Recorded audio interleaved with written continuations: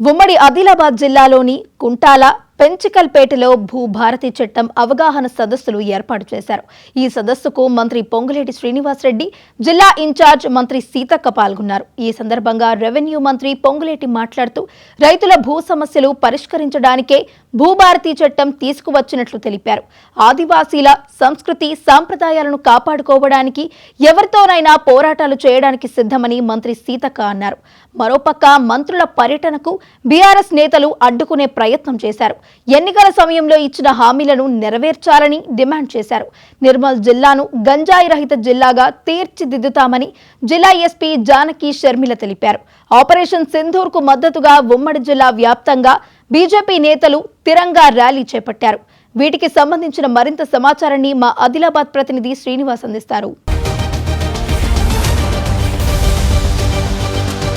ఉమ్మడి ఆదిలాబాద్ జిల్లా వ్యాప్తంగా గత వారం రోజులుగా ఉమ్మడి ఆదిలాబాద్ జిల్లాలో మంత్రులు పొంగులేటి శ్రీనివాసరెడ్డి, అదేవిధంగా జిల్లా ఇన్ఛార్జ్ మంత్రి సీతక్క కూడా పర్యటించడం జరిగింది. అందులో భాగంగా ఉమ్మడి ఆదిలాబాద్ జిల్లాలోని కుంటాల, అదేవిధంగా పెంచికల్పేటలో ఏర్పాటు చేసినటువంటి భూభారతి సదస్సులో పాల్గొని రైతులకు అవగాహన కల్పించడం జరిగింది. భూభారతి ద్వారా రైతులకు ఎలాంటి మేలు కలగబోతుంది, భూభారతి ద్వారా ఎలాంటి ప్రయోజనాలు చేకూరుతాయనే విషయాన్ని అవగాహన సదస్సులో రెవెన్యూ శాఖ మంత్రి పొంగులేటి శ్రీనివాసరెడ్డి వివరించడం జరిగింది. బీఆర్ఎస్ ప్రభుత్వం ఏర్పాటు చేసినటువంటి ధరణి వల్ల అనేక రకాల నష్టాలు ఏర్పడడం జరిగింది. కాబట్టి ఆ నష్టాలన్నింటినీ కూడించడానికి భూభారతి చట్టాన్ని తీసుకురావడం జరిగిందని చెప్పడం జరిగింది. భూభారతి చట్టం ద్వారా రైతులకు మండల స్థాయిలోనే అనేక రకాల సమస్యల పరిష్కారం దొరుకుతుందని చెప్పేసి చెప్పడం జరిగింది. ధరణి వల్ల నష్టపోయినటువంటి రైతులందరూ కూడా భూభారతి ద్వారా తమ సమస్యలన్నింటినీ పరిష్కరించుకోవాలని చెప్పడం జరిగింది. అంతేకాకుండా భూభారతి చట్టం ద్వారా ముఖ్యంగా జూన్ 2 నుంచి కూడా దీన్ని పూర్తి స్థాయిలో అమలు చేస్తామని చెప్పి చెప్పడం జరిగింది. ఇందిరమ్మ ఇళ్లను కూడా అర్హత కలిగినటువంటి ప్రజలందరూ కూడా అందుబాటులో తీసుకొస్తాం, తమ ఎన్నికల ముందు ఇచ్చినటువంటి వాగ్దానాలన్నింటినీ కూడా అమలు పరుస్తామని చెప్పేసి అయితే చెప్పినటువంటి పరిస్థితి కనిపించింది.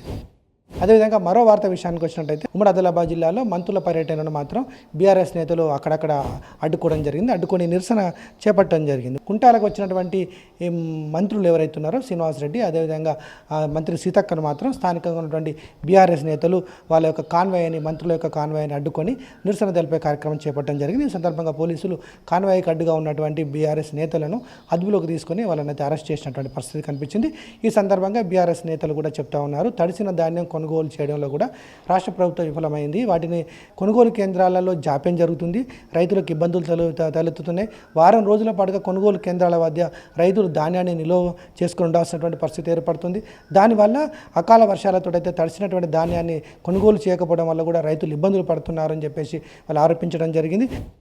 మరో వార్త విషయానికి వచ్చినట్టయితే ముఖ్యంగా ఉమ్మడి ఆదిలాబాద్ జిల్లాలో ఆదివాసీలలో రాజకీయ చైతన్యం నింపే విధంగా జన్నారం మండల కేంద్రంలో 3 రోజుల పాటుగా ఉమ్మడి ఆదిలాబాద్ జిల్లాలో ఉన్నటువంటి ఆదివాసీలందరికీ రాజకీయ శిక్షణ శిబిరాలు ఏర్పాటు చేయడం జరిగింది. దీనికి ఏఐసిసి నుంచి కూడా పరిశీలకులు రావడం జరిగింది. ముఖ్యంగా ఆదివాసీలు తమ రాజకీయ చైతన్యాన్ని ఏ విధంగా పొందాలి, తమ హక్కులను ఏ విధంగా కాపాడుకోవాలి, ముఖ్యంగా ఆదివాసీలకు కేంద్ర రాష్ట్ర ప్రభుత్వాలు చేపడుతున్నటువంటి చట్టాల వల్ల ఎలాంటి ప్రయోజనాలు ఉంటాయి, ముఖ్యంగా రాష్ట్ర ప్రభుత్వం ఆదివాసీల కోసం చేస్తున్నటువంటి కార్యక్రమాలు ఏంటి, ముఖ్యంగా ఆదివాసీలు తమ హక్కులను ఏ విధంగా కోల్పోతున్నారు, హక్కులను వాళ్ళు పొందేందుకు ఎలాంటి పోరాటాలు చేయాలనే అంశాలపైన కూడా రాజకీయ చైతన్యంలో అనేక అంశాలను పొందుపరచడం జరిగింది. అనేక అంశాలపైన అవగాహన కలిగించడం జరిగింది. కేంద్ర ప్రభుత్వం, ముఖ్యంగా బీజేపీ అధికారులు కేంద్ర ప్రభుత్వం ఆదివాసీ హక్కులను కాలరాస్తుంది. వాళ్ళు అంబేద్కర్ రాజ్యాంగాన్ని మేము నమ్ముకుంటే వాళ్ళు ఆర్ఎస్ఎస్ రాజ్యాంగాన్ని వాళ్ళు నమ్ముకొని పరిపాలన చేస్తున్నారు. వాళ్ళు మనుధర్మానికి అనుగుణంగా వాళ్ళు పరిపాలన చేస్తున్నారు. ఆదివాసీ హక్కులను కాలరాస్తున్నారు. అడవినే నమ్ముకొని జీవనాన్ని సాగిస్తున్నటువంటి ఆదివాసీల పట్ల కేంద్ర ప్రభుత్వం చిన్నచూపు చూస్తుందని చెప్పేసి అయితే మంత్రి సీతక్క ఈ సందర్భంగా విమర్శించినటువంటి పరిస్థితి కనిపించింది.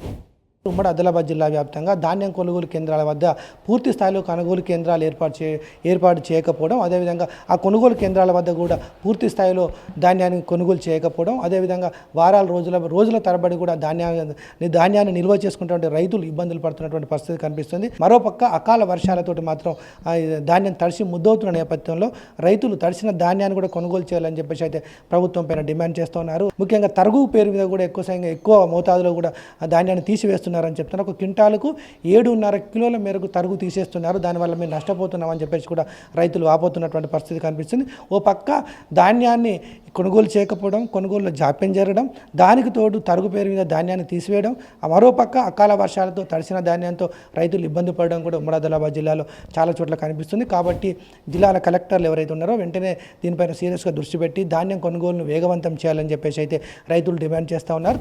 మరో విషయానికి వచ్చినట్టయితే బోత్ నియోజకవర్గంలోని పట్నాపూర్ గ్రామంలో ప్రధానంగా ఆదివాసీలకు సంబంధించి మెరుగైన వైద్యం అందించాలనే ఉద్దేశంతో అయితే ఆదిలాబాద్ జిల్లా పోలీసులు అఖిల్ మహాజన్ ఆధ్వర్యంలో ముఖ్యంగా అక్కడైతే వైద్య శిబిరాన్ని ఏర్పాటు చేయడం జరిగింది. ఆ ఉచిత వైద్య శిబిరానికి పెద్ద సంఖ్యలో కూడా ఆదివాసీలు పాల్గొనడం జరిగింది. ఈ సందర్భంగా జిల్లా ఎస్పీ అఖిల్ మహాజన్ మాట్లాడుతూ కూడా ఆదివాసీలు మూఢనమ్మకాలు నమ్ముకొని వాళ్ళకు అనారోగ్యాల బారిన పడొద్దు, అదేవిధంగా అనారోగ్యానికి గురైతే ఆసుపత్రులకు వెళ్ళాలి, అక్కడ ఆసుపత్రుల్లో వైద్యులు సూచించిన విధంగా వాళ్ళు మందులు వాడాలని చెప్పడం జరిగింది. ఇష్టానుసారంగా కూడా మందు బిల్లులు వేసుకోవద్దు. అంతేకాకుండా మారుమూల ప్రాంతాల్లో ఇబ్బందులు ఉన్నటువంటి గ్రామాల్లో కూడా సమస్యలను పరిష్కరించే విధంగా కూడా పోలీసులు చర్యలు తీసుకుంటున్నారు. అందులో భాగంగా ఈ వైద్య శిబిరాలు ఏర్పాటు చేసినట్టుగా కూడా ఎస్పీ అఖిల్ మహాజన్ ఏర్పాటు చేయడం జరిగింది. ఆదివాసీలు ఎవరైనా కానీ ఏ సమస్య వచ్చినా కానీ పోలీసులను సంప్రదిస్తే తప్పకుండా వాళ్ళకు తోచిన సాయం చేస్తారు. అదేవిధంగా సంబంధిత అధికారుల దృష్టి కూడా మీ సమస్యను తీసుకువెళ్తారని చెప్పినటువంటి పరిస్థితి కనిపించింది.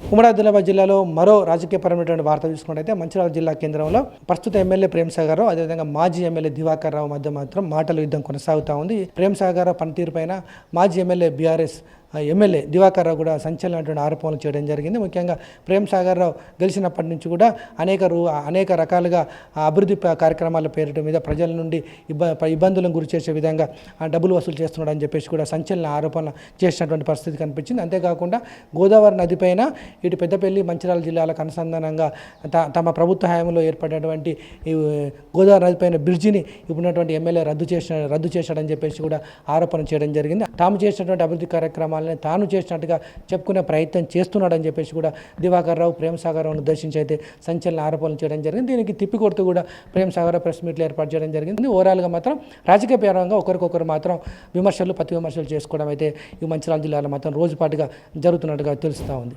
ఇది ఓవరాల్గా ఉమ్మడి ఆదిలాబాద్ జిల్లా వ్యాప్తంగా గత వారం రోజులుగా జరిగినటువంటి కార్యక్రమాలు. వీడియో జర్నలిస్ట్ సంతోష్ కుమార్తో కలిసి శ్రీనివాస్, ఆదిలాబాద్.